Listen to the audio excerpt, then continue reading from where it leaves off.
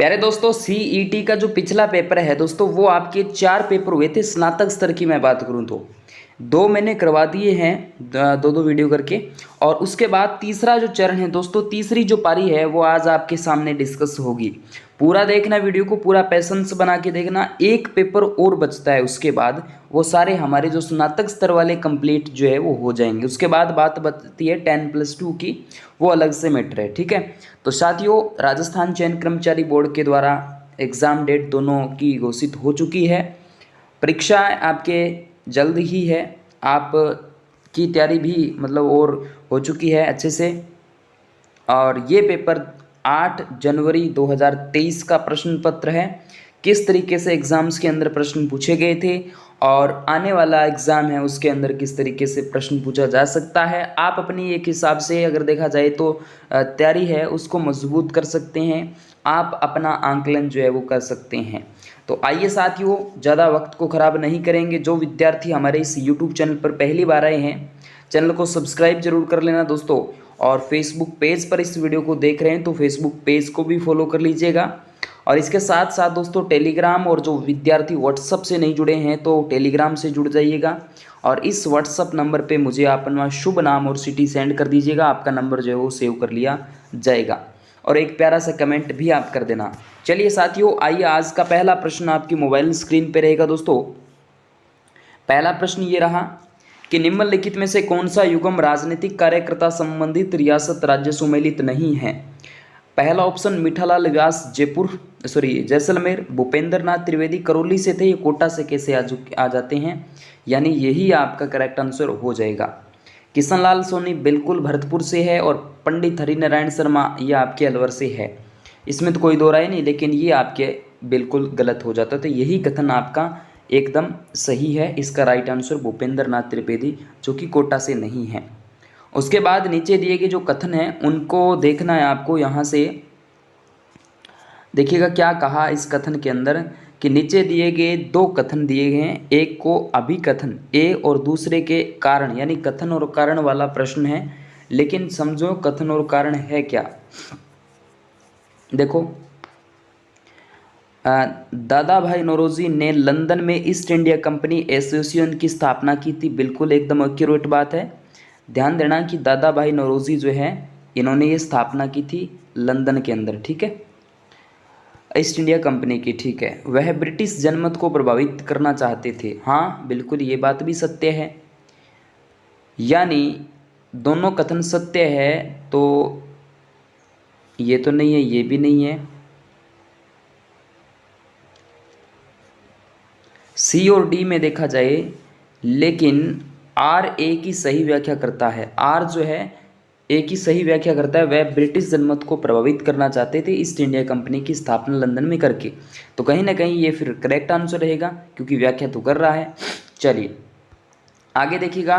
1857 की क्रांति को दबाने के लिए बीकानेर के किस शासक ने अंग्रेजों को सैन्य सहायता दी थी। बड़ा अच्छा और प्यारा प्रश्न है दोस्तों, ये वाला भी आपके सरदार सिंह करेक्ट आंसर रहेगा यहाँ पर। उसके बाद किसके नेतृत्व में 25 अप्रैल 1934 को कटराथल में आयोजित विशाल महिला सम्मेलन में हजारों महिलाओं ने भाग लिया। अच्छा, भाग लिया, जिसमें से नाम आता है किशोरी देवी का। किसका? किशोरी देवी। उसके बाद भरतपुर राज्य के स्वतंत्रता आंदोलन में निम्न में से कौन एक नेता थे। कौन एक नेता थे, कौन थे भाई? तो यहाँ 5 नंबर का देखिए, किशनलाल सोनी की बात यहाँ पे की जाएगी। 1916 में मुस्लिम लीग और कांग्रेस के बीच एक एग्रीमेंट होता है, समझौता होता है, और वो एग्रीमेंट जो था वो बाल गंगाधर तिलक का नाम लिया जाएगा। उसके बाद बात आती है दोस्तों, जेल में अन्याय के खिलाफ भूख हड़ताल के कारण मारवाड़ लोक परिषद के किस नेता की मृत्यु 19 जून 1942 को होती है। 19 जून 1942 को होती है दोस्तों बाल मुकुंद बिस्सा। करेक्ट आंसर रहेगा बाल मुकुंद बिस्सा। ठीक है, उसके बाद देखिएगा जैसलमेर का गुंडाराज, जो पुस्तक है वो सागरमल गोपा की है, याद रखना सागरमल गोपा है। उसके बाद निम्नलिखित में से क्या लॉर्ड कर्जन से संबंधित है। तो 10 का नंबर सी, 1905 का बंगाल विभाजन बिल्कुल राइट आंसर हो जाता है। उसके बाद देखिएगा संत हरिदास जी, मोस्ट इम्पोर्टेंट प्रश्न है ये। संत हरिदास जी संस्थापक है तो निरंजनी संप्रदाय के। चलिए, इनमें से कौन मांड गायन में सिद्धहस्त नहीं है?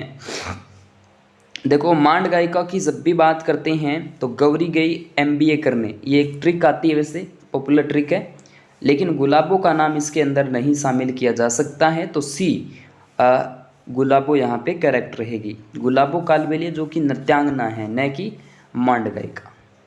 तानना और मोरबंदिया विवाह निम्न में से किस जनजाति में प्रचलित है? तानना और मोरबंदिया विवाह जो है वो ग्रासिया जनजाति के अंदर प्रचलित है। उसके बाद निम्न में से बौद्ध धर्म से संबंधित पुरातात्विक अवशेष कहाँ मिले हैं? बौद्ध धर्म से संबंधित जो पुरातात्विक अवशेष मिले मेरे दोस्त, ये बेराट जो कि विराटनगर कोटपुतली बहरोड के अंदर आ जाता है। अगला प्रश्न देखिएगा, लोक कला मंदिर कहाँ स्थित है? तो ये लोक कला मंदिर जो है दोस्तों ये उदयपुर के अंदर आता है। कहाँ पर? उदयपुर के अंदर। चलिए, अगला प्रश्न, वेली कृष्ण रुक्मणी के रचयिता किस शासक के दरबारी कवि थे? ये दोस्तों आ जाते हैं अकबर के दरबारी कवि। मोस्ट इंपोर्टेंट है अकबर।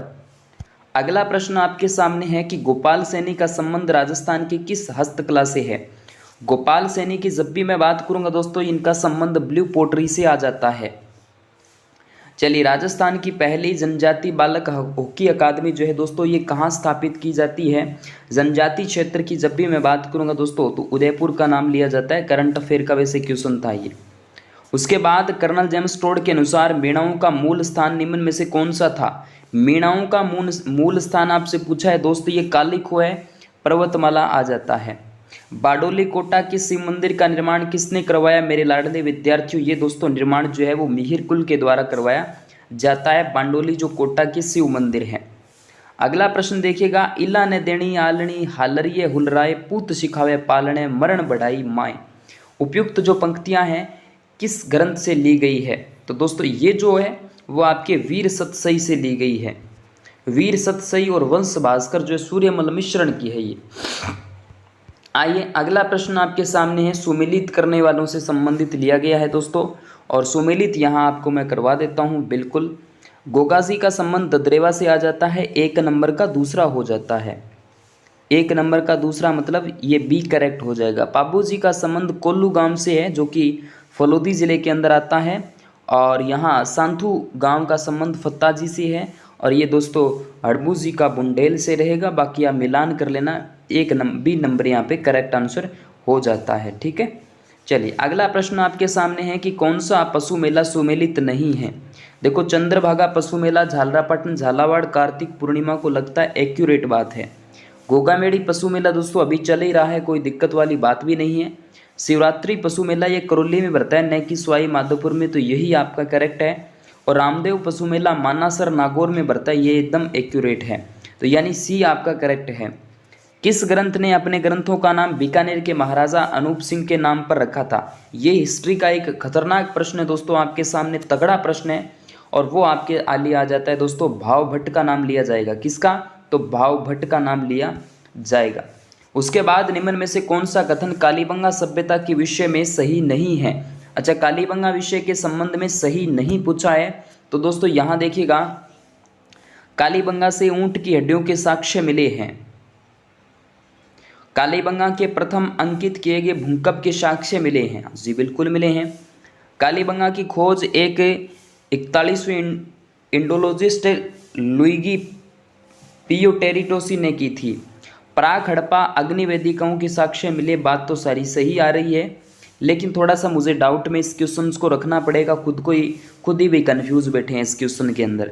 जहाँ तक मुझे लग रहा है मैं इसको सोच विचार बुक्स के अंदर इसका जो छानबीन करके इसका राइट आंसर बताने की कोशिश करूँगा, लेकिन अभी मैं इस प्रश्न पर कुछ नहीं कह सकता। जहाँ तक इसका लगना चाहिए, अब क्या बताऊँ मैं, कन्फर्म नहीं है। ठीक है, 26वां प्रश्न आपके सामने है दोस्तों कि राजस्थान के नर सिंह है मतलब एक तरफ नर आदमी है, दूसरी तरफ सिंह है, दोनों रूप धारण कर रखे हैं, और दोनों की बात आती है दोस्तों, तो 26 नंबर का नरसिंह की संत संप्रदाय में अपन ने भगत कवि दुर्लभ का नाम लिया जाता है। अगला प्रश्न देखिएगा, कनफटे जोगी डमरू और सारंगी वाद्य यंत्रों के साथ किस देवी के गीत गाते हैं? मोस्ट इंपोर्टेंट है दोस्तों, जीण माता ऑप्शन है, बिल्कुल जीण माता यहाँ पे करेक्ट रहेगा। जीण माता बोले तो रेवासा सीकर के अंदर जो मीणा लोग होते हैं ना, वो ऐसा करते हैं। अगला प्रश्न आपके सामने है कि मेवाड़ राजघराने के अंत्येष्टि स्थल, मेवाड़ राजघराना का जो अंत्येष्टि स्थल होता था वो कौन सा था? बड़ा बाग तो आपके कहाँ का है दोस्तों? 28 नंबर का आपके सामने आ जाता है। ये तो आपके क्या बोलते हैं जोधपुर का था, और महासत्य जो है महासत्य है ये आपके मेवाड़ का था। निम्न में से राजपूताना के किस क्षेत्र पर बरीक वंश ने शासन किया था? बरीक वंश ने जो शासन किया था दोस्तों वो यहाँ 29 नंबर का बी बयाना का नाम लिया जाता है। अगला प्रश्न आपके सामने आ जाता है मेरे दोस्तों, यहाँ देखिएगा निम्न में से कौन सा लोक नाट्य और स्थान सुमेलित नहीं है?